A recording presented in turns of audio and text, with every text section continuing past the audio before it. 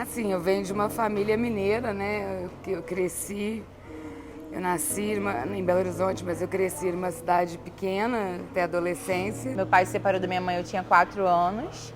Minha mãe sempre trabalhou fora, tinha minha avó também, que era a provedora do lar, que sempre trabalhou fora, então eu cresci inspirada por muitas mulheres fortes, né? Minha mãe teve 6 filhos, ficava em casa cuidando dos filhos e o homem trabalhava. Meu pai, que era pra frente, né, sempre colocou na minha cabeça que eu tinha que estudar muito. Fui mãe muito nova e eu prometi para mim mesmo que tudo aquilo que eu tinha passado na minha infância, que a minha filha ela não viesse passar, né? Só que assim, tem pessoas que conseguem trilhar um caminho diferente e tem outras que infelizmente não têm sorte na vida, né? E eu sempre tive medo de tudo, porque meu pai, minha mãe, meus irmãos sempre me protegeram de tudo. Eu sou de São Paulo, interior de São Paulo, Campinas. Fui criada pelo minha mãe e meu pai. Minha mãe sempre muito independente, lá nos anos 60, sempre foi a mais independente da família, festa de família, tudo em casa. Aí de repente, do nada, bum, perdi minha mãe. E sempre ouvia, né, falar que eu tinha que ficar em casa, né, tinha que tomar conta, né, dos filhos quando eu casasse, né, se eu quisesse casar também.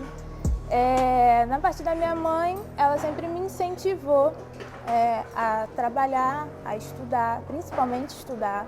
Ela sempre falou para eu poder correr atrás, né? Eu trabalho na empresa tem uns anos. A gente estava brincando aqui antes, eu tenho podcast, então eu falo com frequência, mas eu tô super nervosa, minha mão tá gelada. Porque eu acho que não tem nada mais potente do que muita mulher falando sobre... Eu fico até emocionada assim, sobre essas histórias. As histórias de vocês são um pouco diferentes da minha. Eu nasci numa situação privilegiada e que não tem nada a ver com renda, tem a ver com... A minha mãe sempre me falou que a minha voz tinha valor. Eu sinto que os meus pais dedicam muito tempo e muita dedicação mesmo à minha criação e à do meu irmão. Eu tenho um irmão mais novo. Então eu sinto que, isso, até mesmo dentro da minha realidade, dos meus amigos que cresceram com uma situação parecida com a minha, mesmo dentro dessa realidade eu percebo que eu tive pais que foram muito presentes. E assim, diferente de todo mundo, a minha estrutura familiar é totalmente cabeça para baixo. Eu sou carioca, meus pais se conheceram aqui, porém se separaram quando eu era muito nova. Então com 3 anos meus pais se separaram. Com 5 anos eu fui morar com meu pai. Em ser criada por mulheres, eu sempre tive a impressão que a minha voz tinha, sim, valor e que eu devia falar, independente do que falassem ou que achassem. A minha voz era importante e eu tinha algum valor. Então eu nunca me oprimi, né? Nunca tive essa criação de opressão. Foi totalmente já diferente, já tive as portas abertas para esse mundo. E sair desse lugar demora muito tempo, né? Eu acho que o patriarcado, o machismo estão muito estruturais nesse tipo de família, né? Para as mulheres, vocês têm que trabalhar, vocês têm que ser independentes, vocês não têm que depender do homem. Meu pai tinha esse pensamento, minha mãe já não. Vocês têm que casar, ter filho e servir o marido. Eu sou recém-divorciada e sou eu que sustento a casa, né, a educação do meu filho, então... Isso é bem forte para mim, né? E assim, a minha madrasta também tem uma parcela da educação, a minha mãe, então é tudo misturado, né? Os meus irmãos, né? A gente tem uma troca muito grande hoje, eu e o irmão que eu tenho em São Paulo, né? E assim, eu fui mãe com 14 anos, de 14 para 15 anos. Fiquei com a minha filha até os 17 e não tinha estrutura, nem familiar. E minha filha foi criada por um tempo pela avó, mas todas as vezes que eu tinha oportunidade eu tentava trazer ela para perto de mim. Então ela teve a criação completamente diferente. Porque assim, por mais que eu fui criada pelo mundo, fui criada pela rua, eu sempre tive a minha própria personalidade. E eu queria que ela tivesse um pouco mais sobre isso. Medo de tudo, eu sou muito medrosa. Choro por tudo, tenho medo de tudo, acho que tudo vai dar errado, mas meu pai fala sempre, você pode, você é capaz, você vai conseguir. E se você não conseguir, eu vou estar aqui. Você vai cair 10 vezes e eu vou estar aqui para te levantar. E sempre foi assim, sabe? Sempre foi.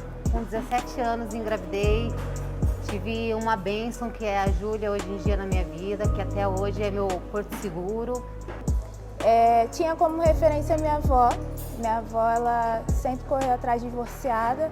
Ela sempre trabalhava para tentar manter os filhos, né, para poder tentar manter a família, ter o pão de cada dia. E tem 1 ano, mais ou menos, eu casei. E é engraçado porque o meu caminho é o oposto. Como eu casei, eu fico num conflito interno que é como se eu me colocasse hoje numa posição que eu nunca quis viver. Que era compartilhar, às vezes eu vejo fazendo as coisas em casa e eu penso, não, mas espera aí, será que eu deveria estar fazendo isso? Será que eu estou me submetendo de alguma forma? Então a gente vive até, em dado momento, um nível de conflito. Em tudo.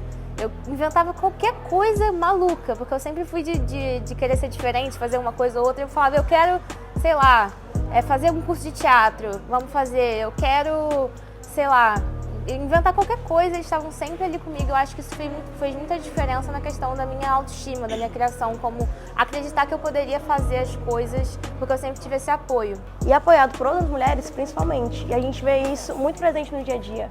Quando você tem uma mulher que apoia a outra, isso vai crescendo, porque as mulheres são a força, entendeu? E eu acho que é isso.